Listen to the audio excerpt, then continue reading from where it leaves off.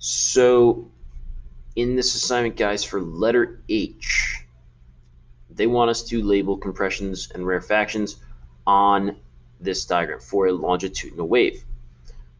Longitudinal wave kind of looks like this. These guys are transverse waves.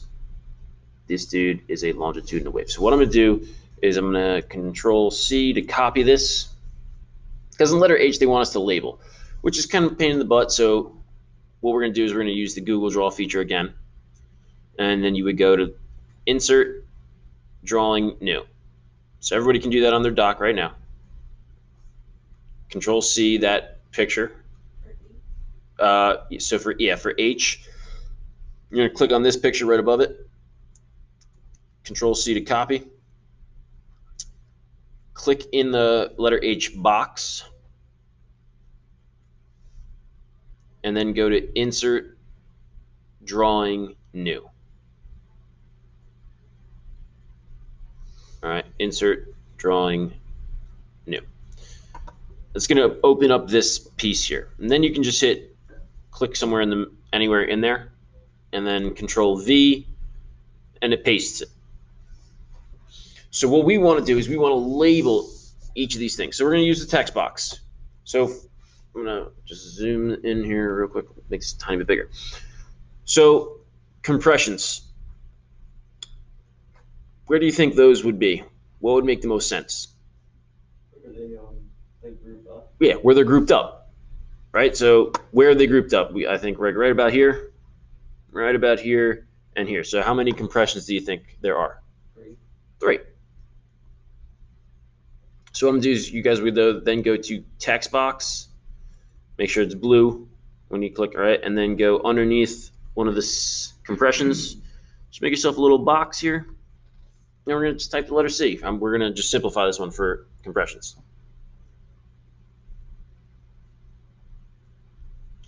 And you're going to do that for the two other ones. Compression, text box, compression. Okay, so I have those. Now, the rarefactions are basically the spaces in between them. So how many rarefactions do you see? Now, this can be kind of a trick question, depending upon how you are looking at this. If we're just kind of going based off the distance. Now, look, one wavelength is a compression to compression. All right, a compression to a compression. So what I would do here is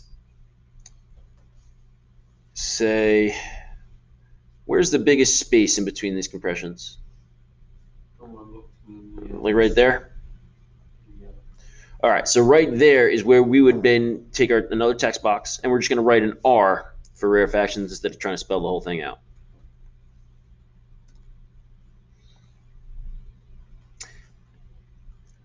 And then do it again for the other one over here that's between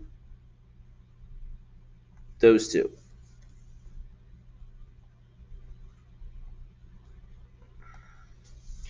So you got compression, rarefaction, compression, rarefaction, compression.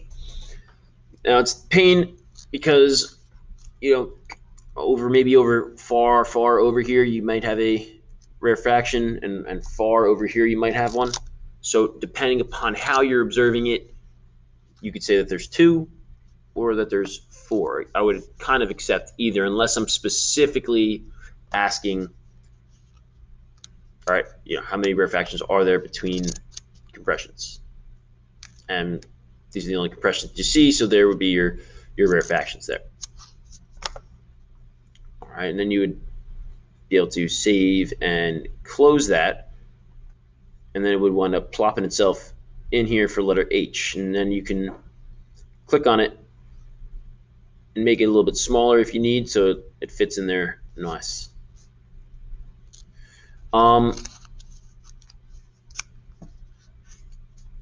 So how many wavelengths, right? For compression to compression, how many wavelengths do you see in there?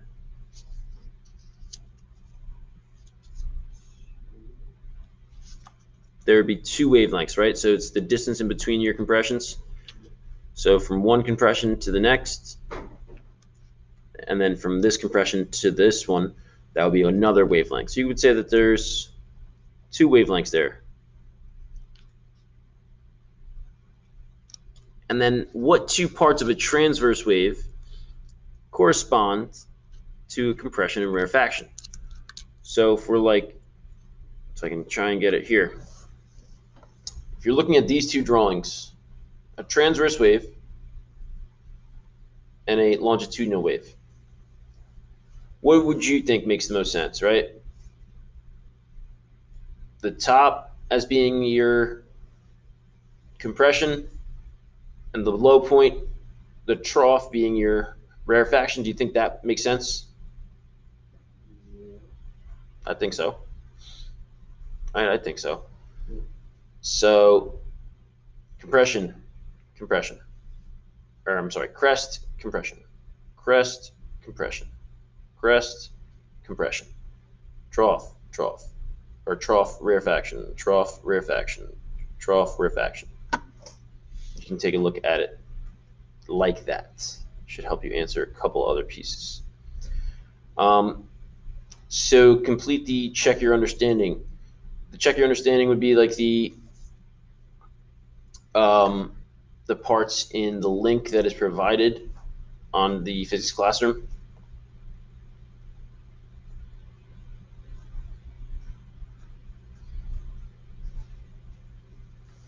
So you can basically help complete these. All right. Check your understandings, for this wavelength in the diagram is given by which letter. Basically, I would just click on that and I would highlight all this.